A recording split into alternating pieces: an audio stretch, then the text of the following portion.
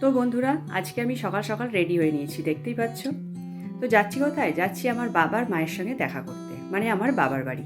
তো তার জন্য এখানে আমি সুন্দরভাবে রেডি হয়ে নিয়েছি। আর এবার আমি বেরিয়ে পড়বো। এই দেখো, আমি হাওড়া স্টেশনে চলে এসেছি। এখানে প্রচণ্ড লোকের ভিড়। যখনই আসি তখনই দেখো লোকে ভর্তি। দেখে মনে হয় পৃথিবীর অর্ধেক লোক এই হাওড়া স্টেশন দিয়েই যাতায়াত করে। তো যাই হোক, আমার ট্রেনও চলে এসেছে। আমি এবার ট্রেনে উঠে পড়বো আর যাব আমার গন্তব্যস্থলের দিকে। তো দেখো, আমি ট্রেনে বসেও গেছি। আর এই দেখো, ট্রেন থেকে নেমেও পড়লাম। তো লাঞ্চটা তোমাদের সঙ্গে শেয়ার করতে আমি ভুলে গেছি। লাঞ্চ করে আমি চলে এসেছি আমার মায়ের ছাদে। ছাদে একটু রোদ ছিল, তো ভাবলাম একটু রোদ পুড়িয়ে আসি। আর এটা দেখো আমার মায়ের ছাদ বাগান। এখানে অনেক সবজি আর ফুলেরও গাছ আছে। লঙ্কাগুলো দেখো কি সুন্দর হয়েছে।